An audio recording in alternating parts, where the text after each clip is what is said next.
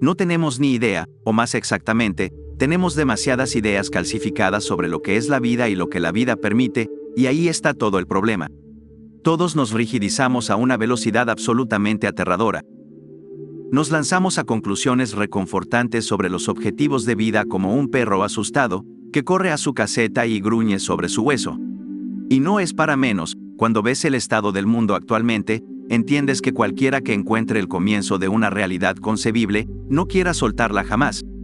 Entonces se pone a acampar en la puerta de su castillo mugriento, a veces hasta el final de su vida. Sé lo que es cargar con una mente averiada, una mente que está muriendo. Pasé meses enteros identificándome con pensamientos que probablemente me hacían más daño que bien, reforzando visiones del mundo cuyo único propósito era asegurar la parte más herida y frágil dentro de mí. Así que sé muy bien lo que es empezar a ver el mundo de manera diferente para que deje de hacernos daño. Sé lo que es retorcer la realidad para aliviar un dolor punzante, una carencia, o una falta inconfesable. Nuestra visión del mundo es a menudo nuestro último baluarte de protección. Y sí, protege, no cabe duda de eso.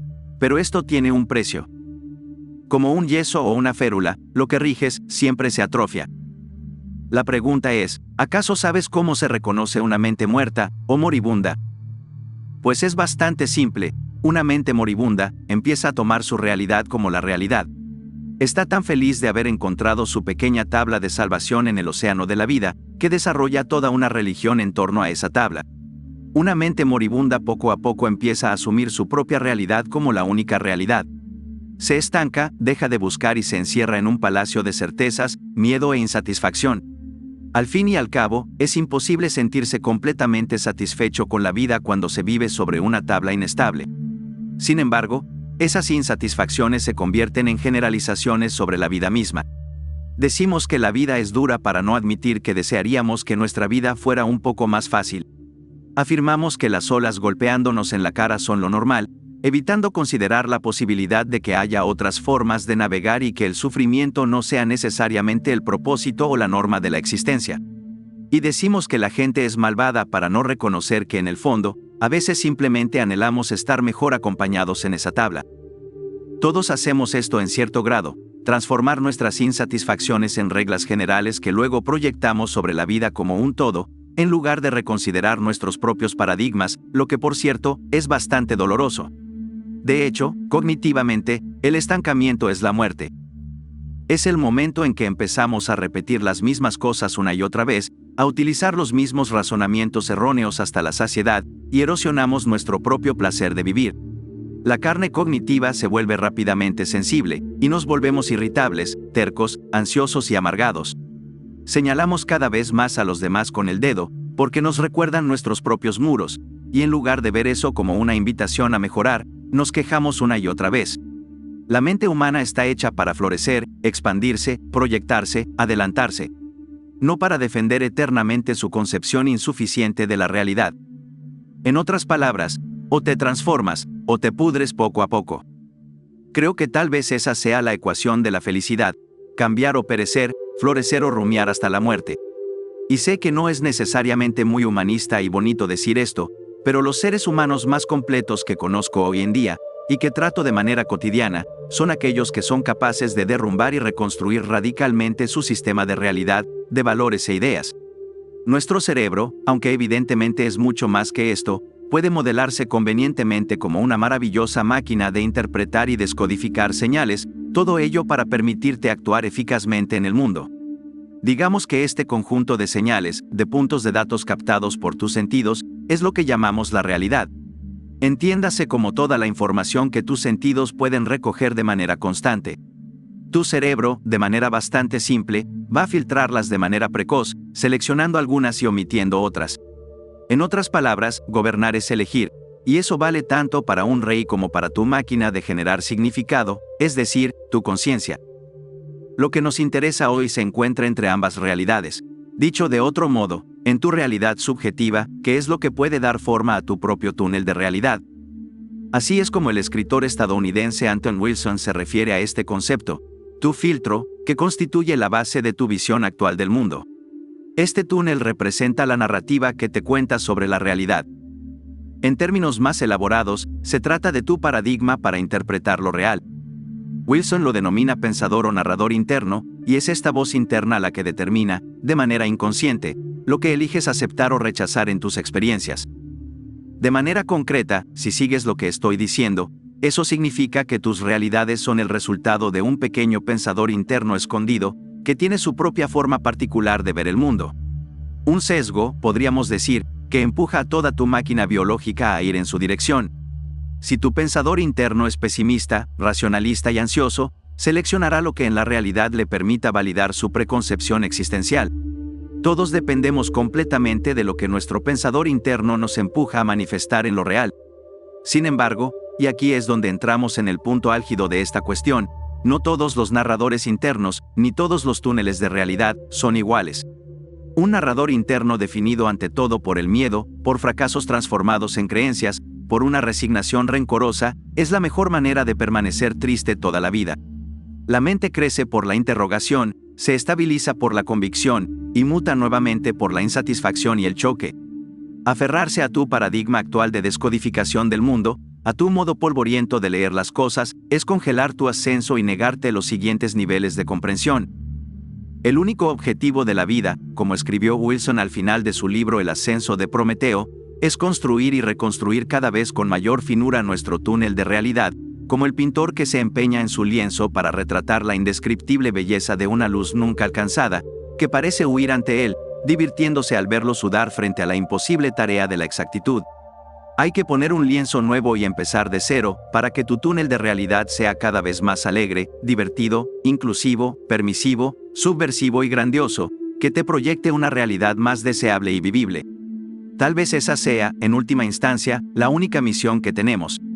Pero para eso, es necesario destruir el lienzo del día, y a veces volver a empezar, tanteando en la danza de lo posible.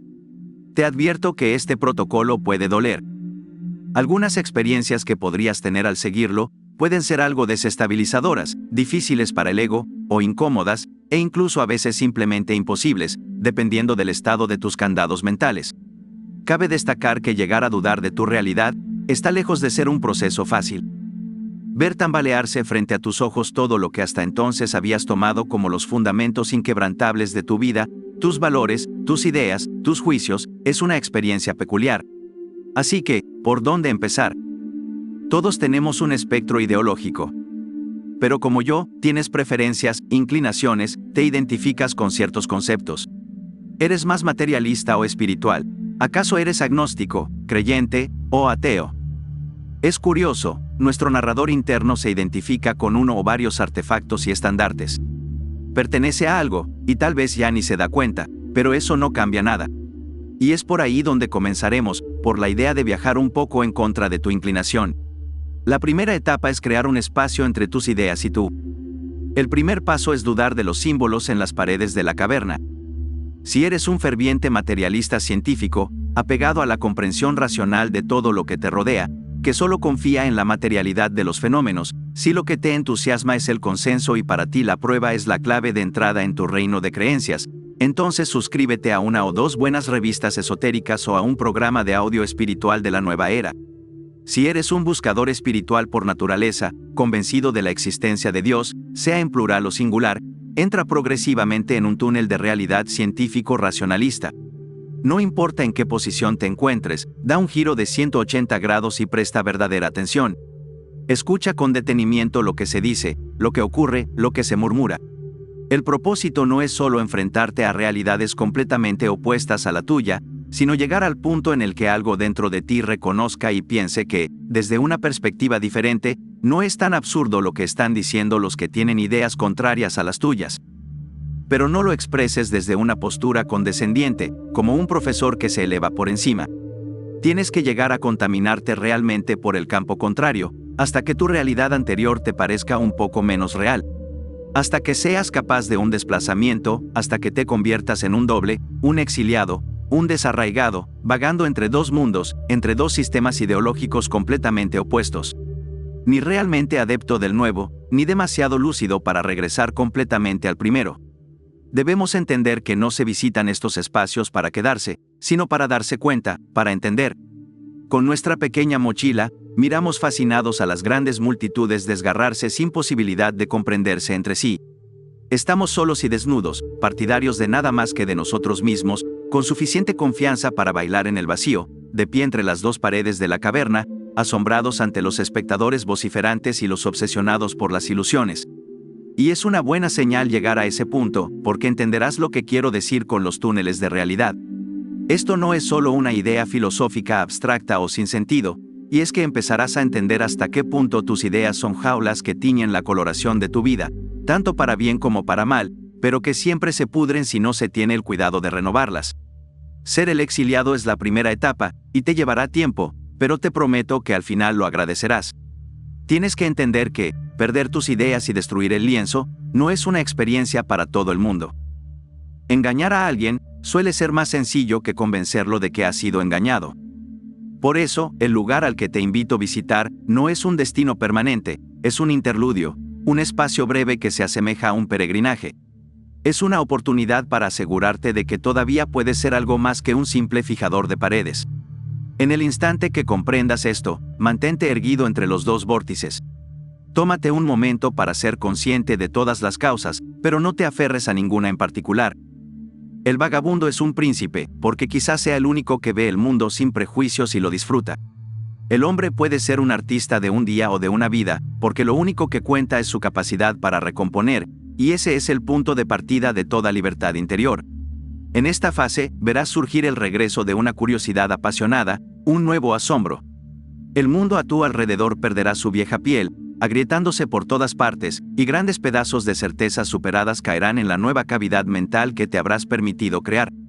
Esta destrucción es la que nos da la bienvenida al mundo real, es decir, el lugar donde eliges el túnel de tu vida y sus colores.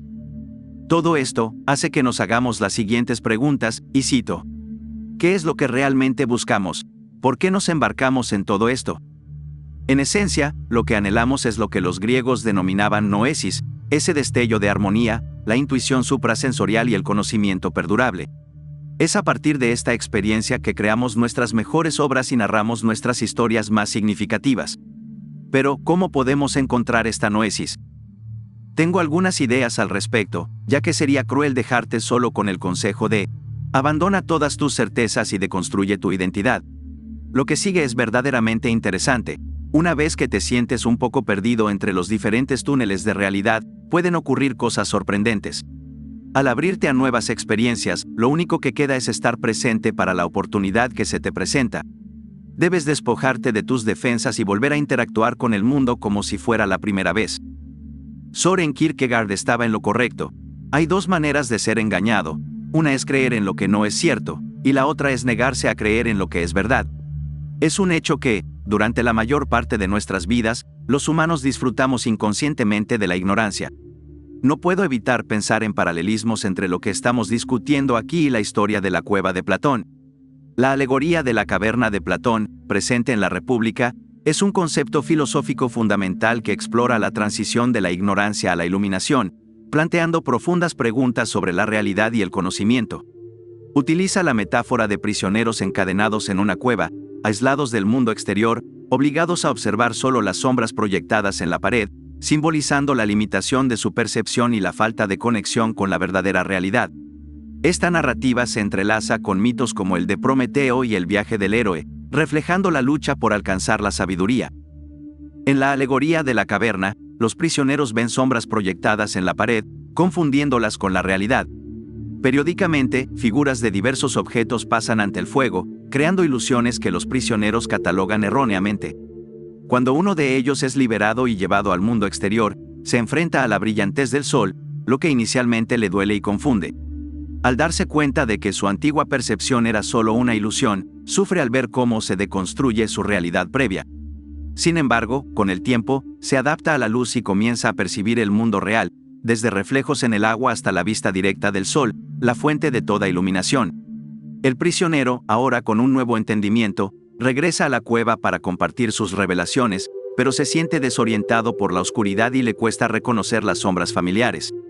Los otros prisioneros, malinterpretando su confusión, creen que su experiencia lo ha dejado incapacitado y rechazan sus intentos de liberación. Platón utiliza este pasaje como una metáfora para ilustrar la dificultad de un filósofo al intentar iluminar a las masas, quienes a menudo se sienten cómodas en su ignorancia y muestran hostilidad hacia quienes desafían sus creencias. Los prisioneros en la cueva, encadenados y viendo solo sombras, representan la condición de la humanidad en el mundo empírico, atrapados en ilusiones. El prisionero liberado simboliza al filósofo, o individuo iluminado, que accede al verdadero conocimiento del mundo de las ideas. Al regresar para educar a los demás, encarna la responsabilidad del filósofo de iluminar a la sociedad, incluso ante la resistencia. De esta manera, la alegoría de Platón encapsula sus ideas filosóficas, reflexionando sobre la naturaleza de la realidad, la búsqueda de la verdad y el poder transformador del conocimiento. El prisionero, al descubrir el mundo más allá de la cueva, regresa para compartir este nuevo conocimiento, similar a Prometeo llevando fuego a los humanos. Sin embargo, la difusión del conocimiento no se recibe con gratitud ni celebración en ninguna de las historias. Prometeo enfrenta un severo castigo divino por su transgresión, atado a una roca y sometido a tormentos diarios por un águila. De manera similar, el prisionero iluminado, al regresar a la cueva, se encuentra con incredulidad y hostilidad por parte de aquellos que aún están encadenados. Este es muchas veces el precio que debemos de pagar por superar nuestras prisiones mentales y abrirnos a nuevas perspectivas. En la literatura y los medios contemporáneos, estos temas arquetípicos también reaparecen. En Así habló Zaratustra de Nietzsche, es interesante observar que especialmente en la historia de Zaratustra, muchas personas están atrapadas en prisiones mentales debido a su rechazo a ideas que podrían sacarlas de la perspectiva en la que siempre han vivido. Incluso películas más recientes como Matrix presentan protagonistas que emprenden viajes transformadores, similares al viaje del héroe, que engloban iluminación y el desafío de compartir ese conocimiento. De hecho, Matrix puede considerarse una adaptación moderna y mejorada de la alegoría de la cueva de Platón, ya que Neo lucha por liberar a las personas de una realidad simulada de la que ni siquiera son conscientes. Todas estas historias tienen un objetivo común: enseñarnos la importancia de cuestionar nuestra comprensión de la realidad. Así como los prisioneros en la cueva confunden las sombras con la realidad, nosotros también podemos basar nuestras percepciones en información incompleta o distorsionada. Vivir en la oscuridad no tiene sentido, y por eso Sócrates afirmaba que una vida no examinada no merece ser vivida. Para terminar, cito una de mis frases favoritas de Nietzsche. Es algo conocida en el canal, pero encapsula completamente la idea de arriesgarse para superar la prisión mental en la que muchos vivimos, y cito: el individuo siempre ha luchado para no ser absorbido por la tribu. Si lo intentas, a menudo estarás solo, y a veces asustado. Pero ningún precio es demasiado alto por el privilegio de ser uno mismo.